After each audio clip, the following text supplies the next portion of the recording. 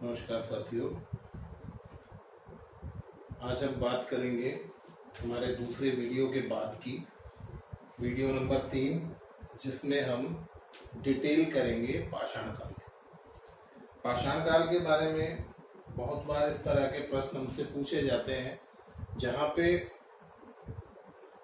किसी भी पुरातात्विक प्रमाण की जो प्राचीनतम स्थिति है कि वो कहाँ से प्राप्त हुआ, उसको डिस्कस किया जाता है। उसके विभिन्न कालों के बारे में बात की जाती है। तो उन सब की जानकारियां हम यहाँ पर विधिवत करेंगे।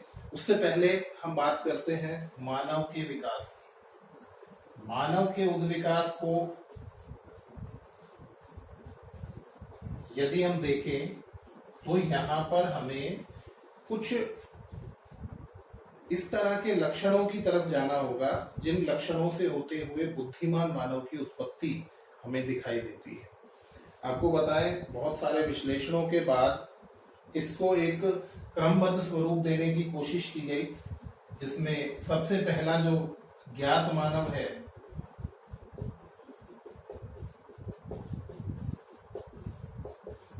ऑस्ट्रेलोपिथेकस कहा गया। उसके बाद जो ज्ञात मानव है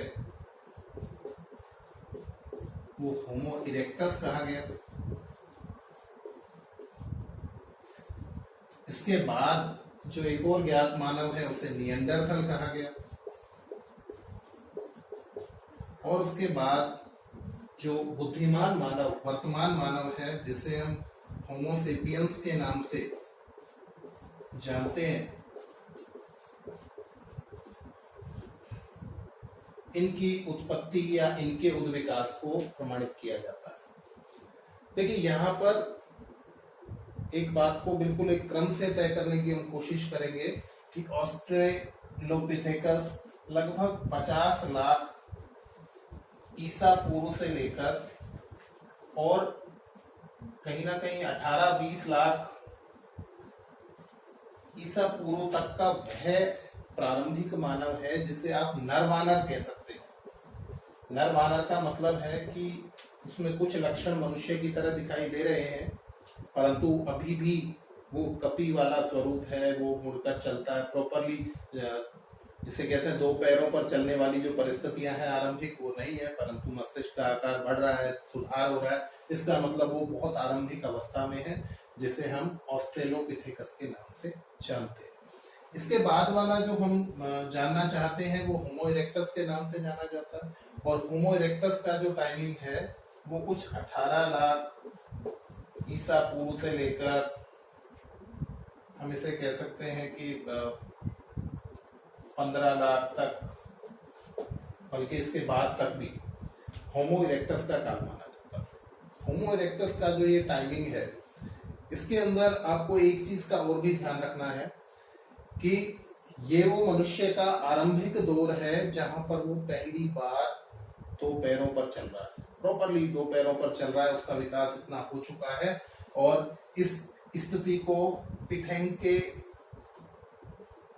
थ्रोपस के नाम से भी जाना जाता है। अर्थात ये वो मनुष्य है जो सीधा 2 पैरों पर चलेगा, जिसे द्विपद मानव के नाम से जानते हैं। द्विपद मानव, 2 पैरों वाला मानव यहाँ पर आपके अस्तित्व में है। इसके अलावा इस मनुष्य के पास अग्नि का आविष्कार हो चुका है। और आपको बताएं कि ये औजार हथियार बनाने की स्थिति में भी है। यहाँ पर एक बात को मैं और भी आपके सामने जोड़ दूंगा कि ऑस्ट्रेलोपिथेकस और होमो इरेक्टस के बीच की एक कड़ी होमो हेबिलिस के नाम से जानी जाती है। कि मैं बाद में इसलिए जोड़ रहा हूं क्योंकि मुझे इन मुख्य 2 श्रेणियों की बात करने के बाद ये बताना था कि यहाँ पर एक बीच का टाइमिंग है जहां पर मनुष्य ने सबसे पहले कारीगरी को सीख लिया। कारीगरी का मतलब एक ऐसा मनुष्य जिसने औजार हथियार बनाना शुरू कर दिया, उसे होमो हेबिलिस मानव के नाम से जाना जाता है। इसका मतलब एक ऐसी अवस्था जो ऑस्ट्रेलोपिथेकस और होमो इरेक्टस के लगभग बीच की अवस्था है, जिसे हम 20 लाख से 15 लाख ईसा पूर्व के बीच में कहीं निर्धारित करने की कोशिश करेंगे। इसके बाद ये काल 18 लाख से 15 लाख, 15 लाख से भी मैं कहूंगा कि 7.5 लाख तक भी कुछ जगह पर मिलता है। तो हम उसको एक ड्यूरेशन में खींच कर चलते हैं कि यहाँ तक भी होमो इरेक्टस का काल है। और अगर हम इतिहास की दृष्टि से देखें तो पूरा पाषाण काल का अधिकतर जो समय है वो इस मानव का है, जिसे होमो इरेक्टस के नाम से जाना जाता है। इसके बाद बात करते हैं, देखिए क्रम से आइए, ऑस्ट्रेलोपिथेकस वो मानव जो नरवानर है, अर्थात उसमें कपी और मनुष्य दोनों के कुछ लक्षण दिखाई देते हैं। होमो हेविलस जो है वो कारीगर मानव है। उसके बाद होमो इरेक्टस है, यहाँ पर थोड़ा सा सुधार करते हुए मानव का आद्य स्वरूप आपको दिखाई देगा। आद्य मानव के रूप में सीधा दो पैरों पर चलने वाला मनुष्य जिसने अग्नि का आविष्कार कर लिया है और कहीं वो शिकार के माध्यम से ही अपना भोजन प्राप्त करता है। इसके बाद हम चलते हैं निएंडरथल मानव की बातचीत करते हैं। और निएंडरथल मानव के जो प्रमाण है वो मुख्य रूप से जर्मनी से प्राप्त है। आपको ध्यान रखना इस बात का कि सबसे पहले प्राचीनतम प्रमाण जो मनुष्य के मिले हैं वो अफ्रीका महाद्वीप में, ट्रांसवाल के आसपास दक्षिणी अफ्रीका के क्षेत्र में मिले हैं। और यहाँ निएंडरथल मानव के जो प्रारंभिक प्रमाण है वो जर्मनी के निएंडरथल नाम के स्थल से मिले हैं। यहाँ से इसका नामकरण निएंडरथल हो गया। और ये जो मनुष्य है ये बुद्धिमान मानव के बहुत नजदीक है। नजदीक से अभिप्राय ये है कि ये अग्नि का उपयोग करने लगा है, अग्नि का वृहद उपयोग किया है इसने। इसके अलावा बात करें कि इसने चमड़े के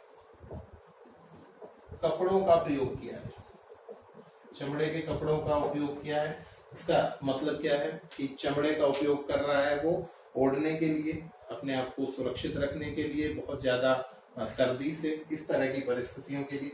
यहाँ पर इसे निएंडरथल मानव के नाम से हम जानते हैं। और इसके बाद जो मानव हमारे पास बातचीत के लिए है उसे, यहाँ पर एक बात और मैं जोड़ना चाहूंगा कि जो निएंडरथल मानव है उसने सबसे पहले शवाधान भी कर लिया है। शवाधान का मतलब क्या है?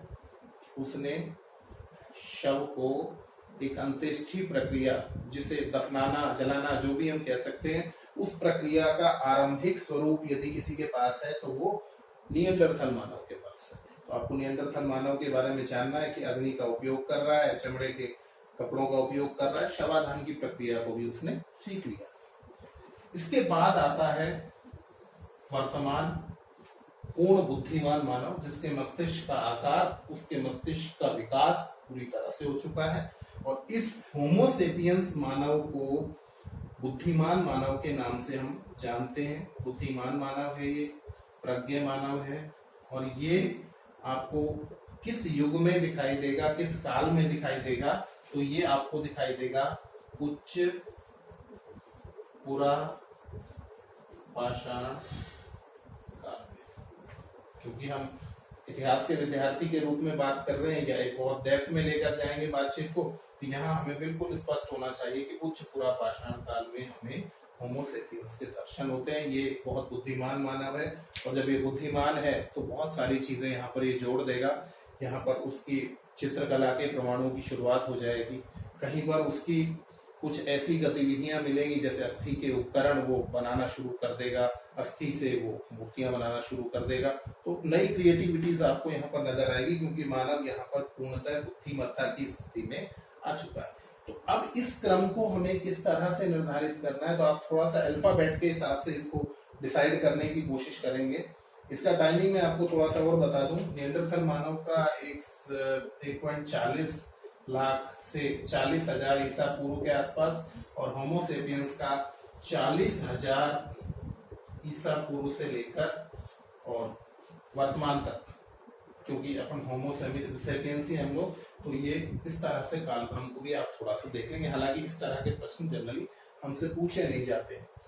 इसको आप क्रम से तय करें। सबसे पहले ए, फिर उसके बाद हेविलेस, एच, उसके बाद इरेक्टस, उसके बाद निएंडरथल और फिर उसके बाद सेपियंस।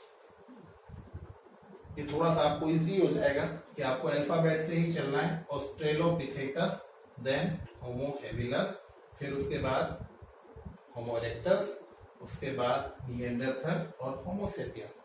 और होमोसेपियंस के जो प्राचीनतम प्रमाण मिले हैं वो फ्रांस से मिले हैं। क्रो-मैग्नन जगह है।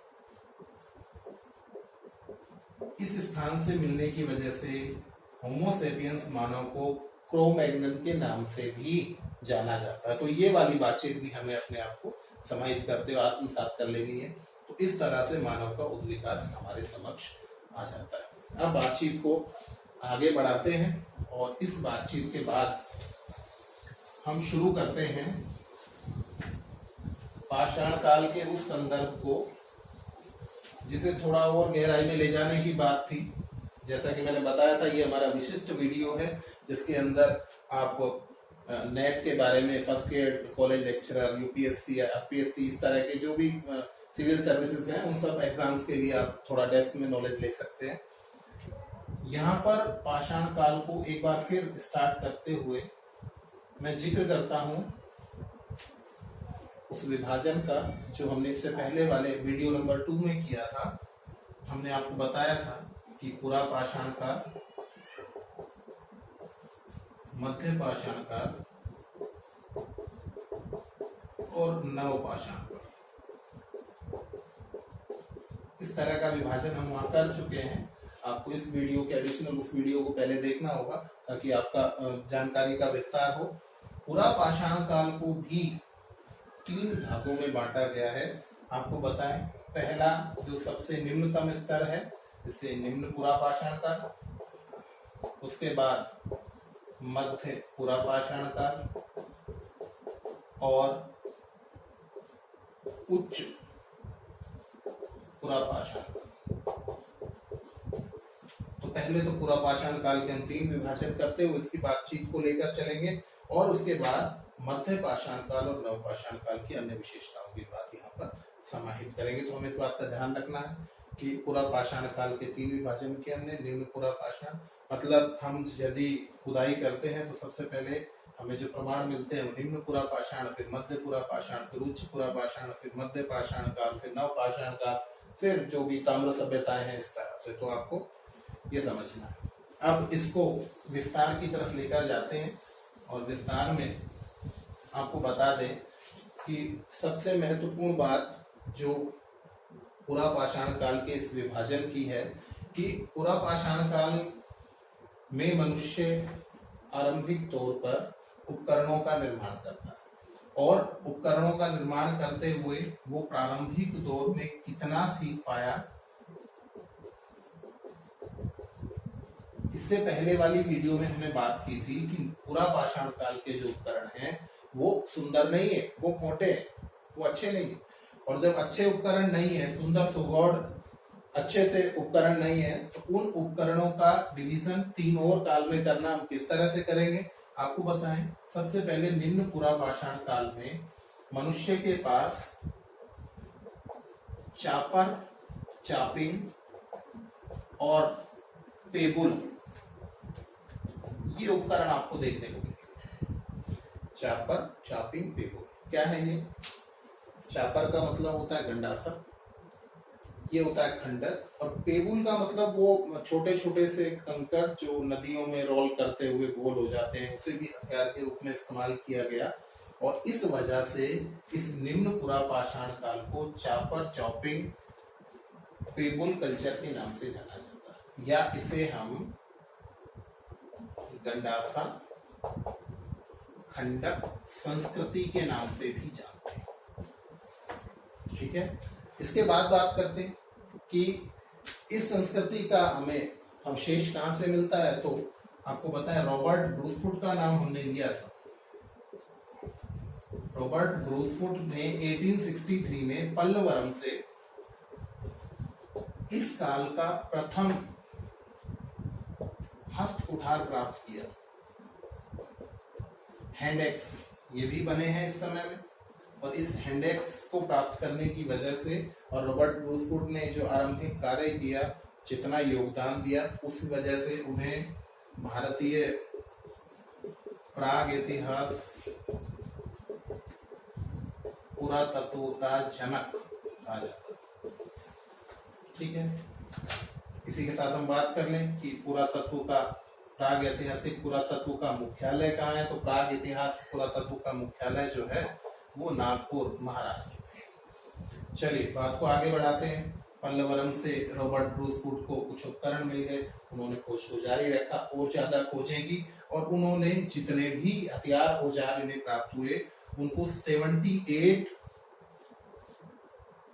डिविजन्स में लेकर गए, मतलब उसके 78 विभाजन किए उन्होंने, उसको कैटेगराइज किया कि ये इस तरह का उपकरण है, ये इस तरह का, ये सारा है, मतलब जितना भी पाषाण काल है उस पाषाण काल के सभी उपकरणों को उन्होंने 78 भागों में विभाजित कर दिया। अब ये तो दक्षिण की बात की गई कि पल्लवरम से हमें कुछ प्रमाण मिले हैं, यही पर बात करें तो अतिरम पक्कम से हमें प्रमाण मिले, भारत के विभिन्न क्षेत्रों से मिले, परंतु ये मुख्य स्थल है जहां से हम बात को शुरू कर पा रहे हैं। अतिरम पक्कम जो तमिलनाडु में है, वहां से हमें प्रमाण मिले हैं, मिस्टर किंग ने खोज की थी इसकी, यहाँ से भी कुछ इस तरह के अवशेष हमें प्राप्त हो गए। इस वजह से इसे मद्रास संस्कृति भी नाम दिया जाता है। मद्रास संस्कृति के नाम से भी कृष्णा स्वामी जी ने इसे मद्रास संस्कृति के नाम से अभिहित किया है, नाम लिया है इसका।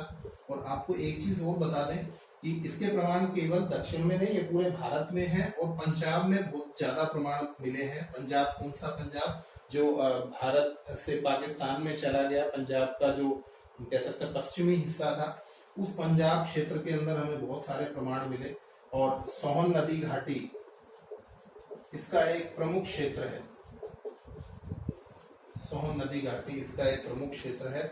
और यहाँ पर जो भी खुदाई का काम किया गया वीएन वाडिया के द्वारा किया गया, और श्री वाडिया ने ये कहा कि ये सोहन नदी घाटी में ही सबसे ज्यादा प्रमाण मिल रहे हैं हमें, तो इसलिए इन्होंने इसका नामकरण सोहन संस्कृति कर दिया। आपको ध्यान रखना है, इसका नाम मद्रास संस्कृति या मद्रास उद्योग भी कह देते हैं, इसे भी कहा गया है। और सोहन नदी घाटी के क्षेत्र में ज्यादा प्रमाण मिल जाने के कारण इसे सोहन संस्कृति के नाम से भी जाना जाता है। अब इसमें कुछ महत्वपूर्ण बातें और कर लें। निम्न पुरा पाषाण काल में मनुष्य क्या करता है? वो शिकार करता है। ये कौन सा मनुष्य है? ये होमो इरेक्टस मनुष्य।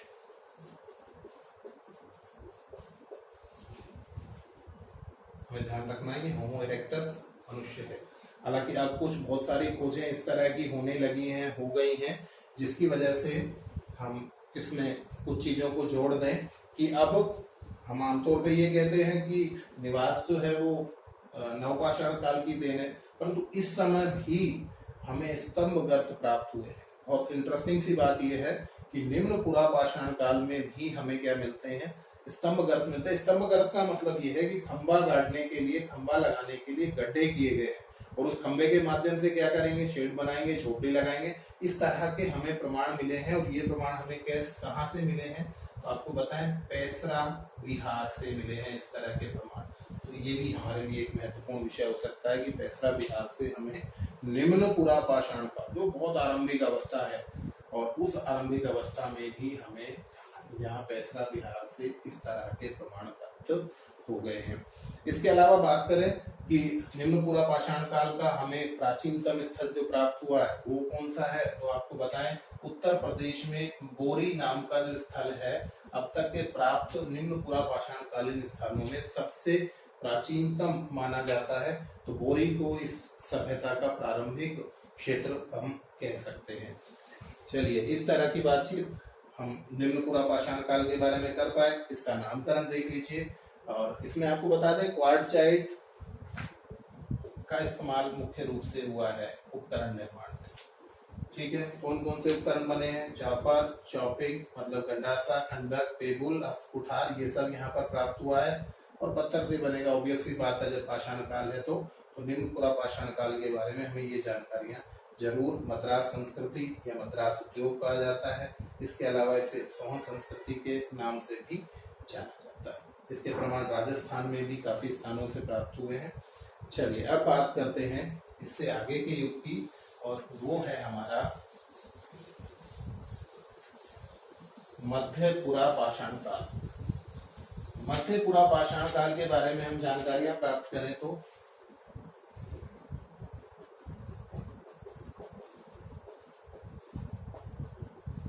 यहाँ पर आपके पास जो उपकरण है वो तुलनात्मक रूप से पहले की अपेक्षा थोड़े से बेटर हो जाएंगे, थोड़े से अच्छे हो जाएंगे।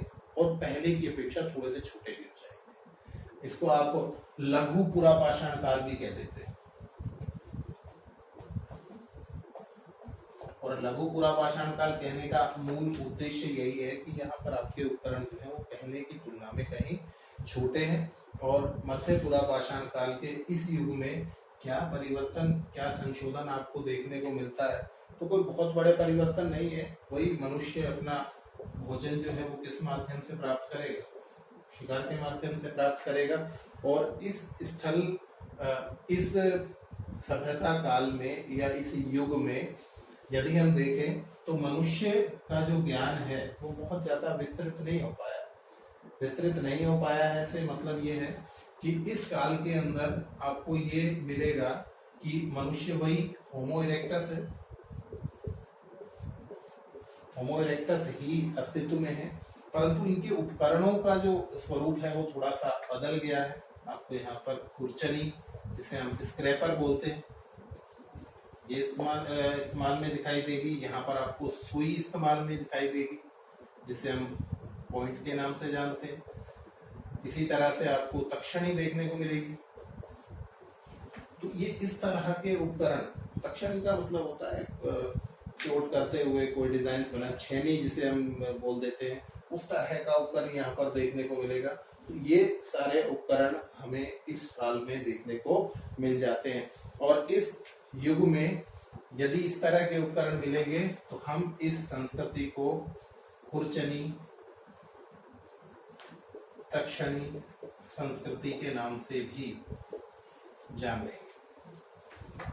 ठीक है, इसके साथ ही हम इसको क्या बोल सकते हैं, scraper borer, scraper borer culture के नाम से भी जाना जाता है। स्क्रैपर बोरर कल्चर के नाम से भी इसे जाना जाता है। इस तरह के उपकरण इस काल में हमें देखने को मिलते हैं। और मैंने आपको जैसा कि बताया कि बहुत ज्यादा कोई चेंज नहीं है, वही होमो इरेक्टस मनुष्य है और उसका विकास क्रम यहाँ पर आगे की ओर बढ़ जाएगा। चलिए, इससे आगे के युग में हम चलते हैं और यहाँ पर हम पाते हैं बहुत ज्यादा क्वेश्चन जो हमसे पूछे जाते हैं वो उच्च पुरा पाषाण काल से पूछे जाते हैं। तो इसका आपको विशेष रूप से ध्यान रखना है। उच्च पुरा पाषाण काल में अर्थात क्रो-मैग्नन मनुष्य आपको दिखाई देगा, होमो सेपियंस की उत्पत्ति आपको यहाँ पर दिखाई देगी। यहाँ पर एक चकमक उद्योग अस्तित्व में आएगा, चकमक उद्योग अस्तित्व में आएगा।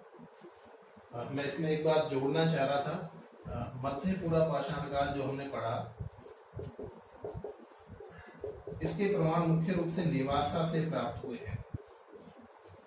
इसको आपको ध्यान रखना है। इसे नेवासा उद्योग के नाम से भी अभिहित किया जाता है, ये आप ऐड कर लेंगे उसमें।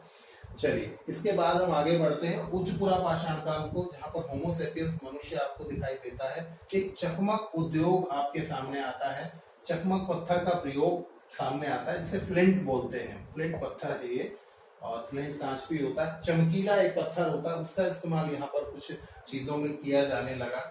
यहाँ पर आपको ये बात महसूस कर लेनी है कि अब मनुष्य बहुत इंटेलिजेंट स्थिति में है, और जब वो इंटेलिजेंट है तो क्या चेंजेस आएंगे उसकी लाइफ स्टाइल में। तो ये हम यहाँ पर देख सकते हैं। लोहदा नाला एक स्थल है जहां से आपको अस्थि की स्त्री प्रतिमा मिलती है, हड्डियों से बनी हुई स्त्री की प्रतिमा मिलती है।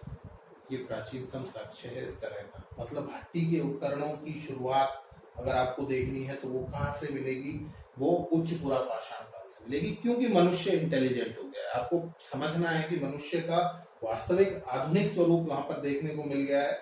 वो पूरा बुद्धिमान है, और बुद्धिमान है तो इस तरह के नए एक्सपेरिमेंट्स को करेगा।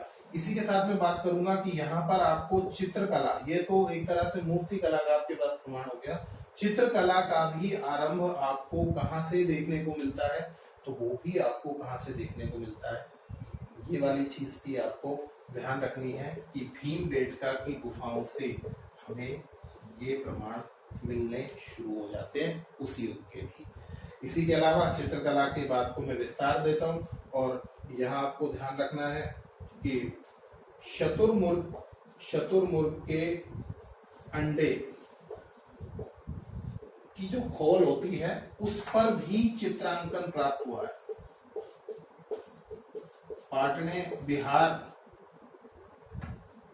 पाटने महाराष्ट्र से आपको शतुरमुर्ग के अंडे पर भी चित्रांकन प्राप्त होता है। अंडे के खोल पर आपको चित्रांकन प्राप्त होता है। इसका मतलब ये नई विधियां हैं। देखिए, मनुष्य कहीं ना कहीं विकास के उस क्रम की ओर बढ़ रहा है जहां पर आपको लगेगा कि ये बुद्धिमान मनुष्य, कलाओं का विकास हो रहा है तो बड़े विशिष्ट तरीके से हो रहा है।